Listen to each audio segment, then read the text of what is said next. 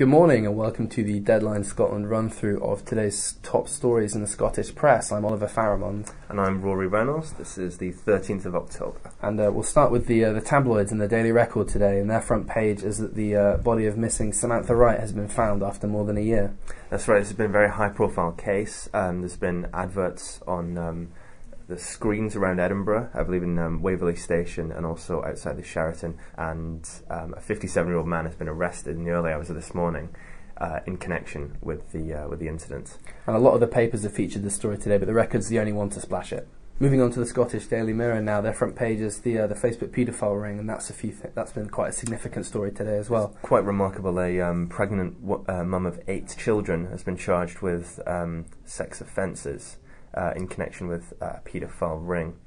And the other big story in the Daily Mirror today and a lot of the papers is that MPs have been ordered to pay back rather large sums of money. That's right, the papers are calling it payback time, and this is particularly embarrassing for the Prime Minister, who has to pay £12,415 in excessive expenses, that is. And the other big story that's featured in a lot of the tabloids today is Robbie Williams' somewhat frazzled performance on X Factor. That's right. The papers are calling it bug-eyed, but you can see what they mean. Moving on to the Scottish Sun, they've splashed the Stephen Gately story, which is revelations that have come from a third person in his apartment, and that's in a lot of the newspapers today as well. And one of the other stories to come out sort of yesterday that I'm surprised that we've not seen a little bit more weighted coverage towards in the papers today is David Miliband saying that he feared British interests would be damaged if Lockerbie bomber al-Megrahi died in jail.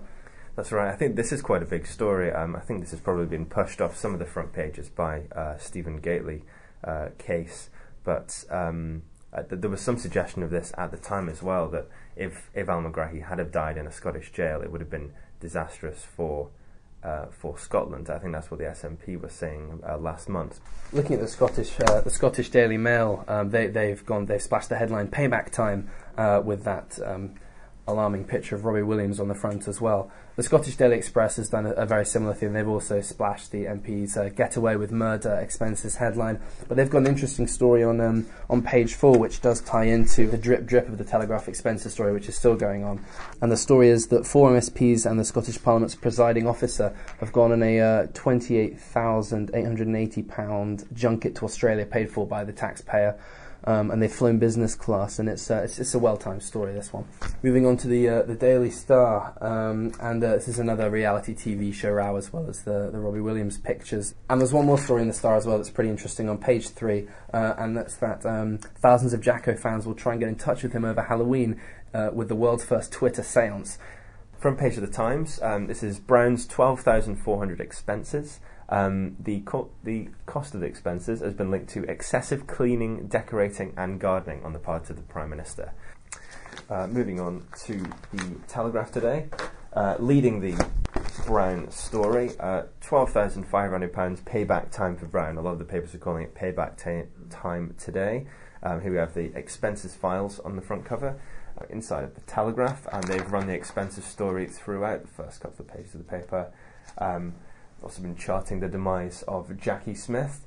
Is this something that's going to carry on? Is the drip going to continue? I think it will continue, and I think it will probably have a revival close to the election. The fact that MPs are resisting demands to pay back the money will just keep the story going for longer. And the focus on Scottish sports stories today seems to be on Scotland's young footballers, and two things in particular.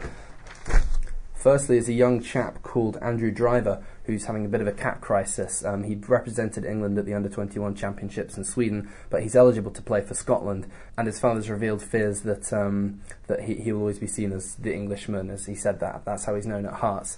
And similarly, on the back page of the Times, there's a very large, almost full-page picture, Are Scottish Football's Youngsters Equipped to Stop the Rot? So the focus at the moment very much on Scotland's young footballers and where they're going to take the national game. That's everything for today's newspaper roundup at Deadline Scotland. We'll see you tomorrow morning for more news and sport.